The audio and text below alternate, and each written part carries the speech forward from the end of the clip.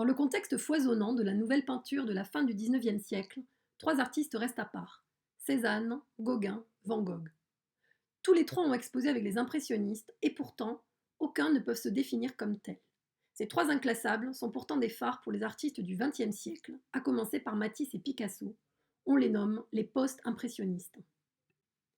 Aix-en-Provence peut s'enorgueillir de compter parmi ses enfants Paul Cézanne.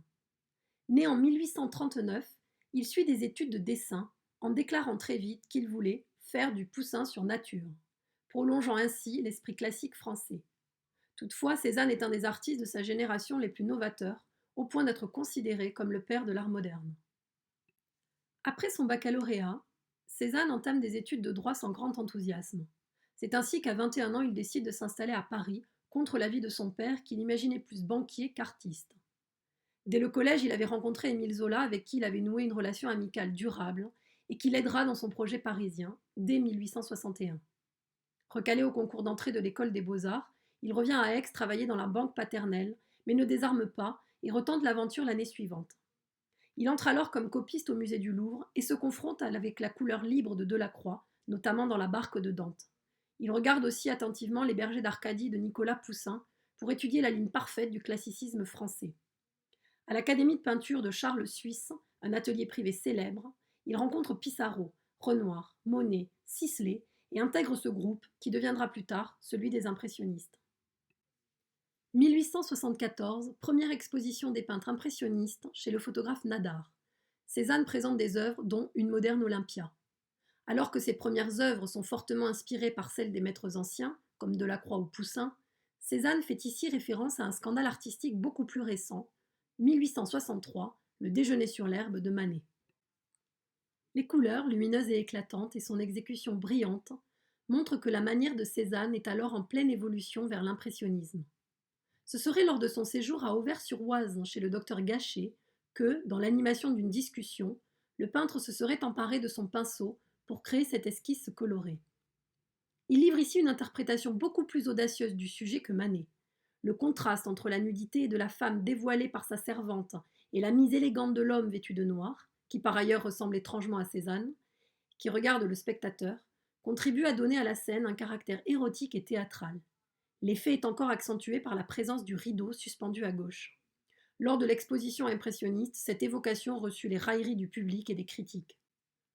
Autre œuvre présentée en 1974, La Maison du Pendu. L'influence de son ami Camille Pissarro, avec lequel il travaille régulièrement dans la région de Pontoise et d'Auvers, y est très sensible. Cézanne a adopté les couleurs claires et la touche fragmentée des impressionnistes. Il a également abandonné les thèmes dramatiques ou littéraires pour un sujet plus simple, voire totalement banal. Mais La Maison du Pendu révèle un impressionnisme bien personnel, revu par Cézanne. La composition de cette toile est complexe. On peut voir plusieurs axes forts à partir d'un point central. Un chemin qui monte vers la gauche, un autre qui descend vers le centre du tableau, un talus qui forme une courbe s'échappant vers la droite, les branches des arbres s'élevant en oblique vers le haut. Les plans s'enchaînent de façon très rapprochée. L'épaisseur de la touche granuleuse semble maçonner le tableau. L'absence des personnages, la végétation figée, austère, les tonalités froides contribuent à créer un fort sentiment de solitude.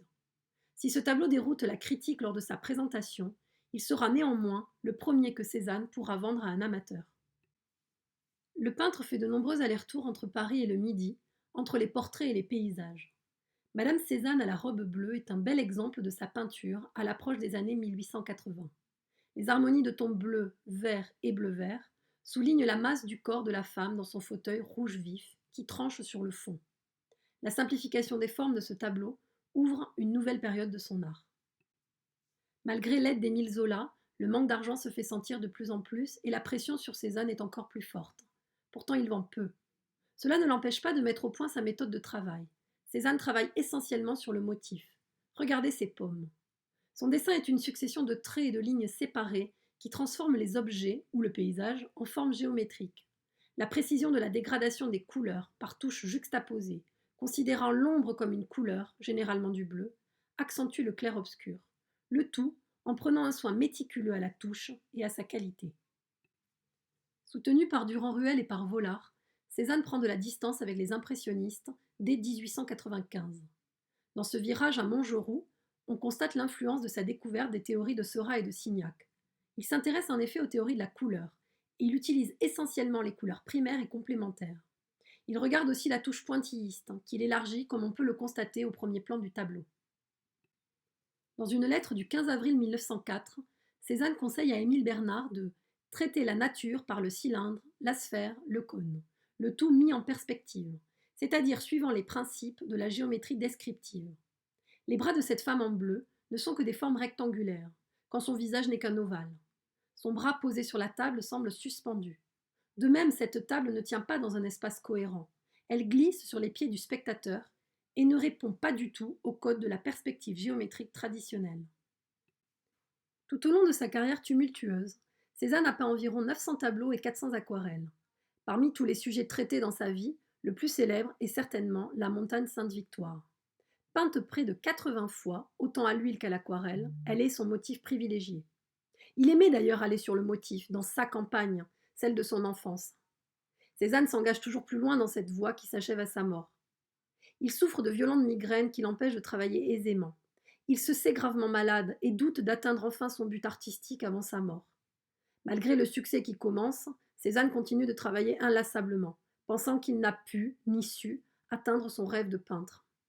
D'ailleurs, le 15 octobre 1906, alors qu'il peint sur le motif dans le massif de la Sainte-Victoire, un violent orage s'abat. Cézanne a un malaise et reste de longues heures sous la pluie. Il est ramené dans la charrette d'un blanchisseur chez lui. Il meurt le 22 octobre 1906, emporté par une pneumonie. Après la mort de Cézanne, le Salon d'automne lui consacre une rétrospective de 56 œuvres. Cette exposition a une influence considérable sur les peintres du temps. Ceux-ci découvrent les grandes baigneuses de 1906, qui devient le point de départ d'une révolution picturale, le cubisme.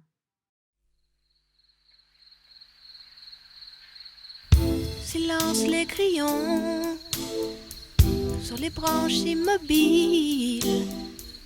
Les arbres font des rayons et des ombres subtiles. Silence dans la maison, silence sur la colline. C'est parfum qu'on devine, c'est l'odeur de saison. Mais voilà l'homme sous ce chapeau de paille, des taches plein sa blouse et sa barbe en bataille. Cézanne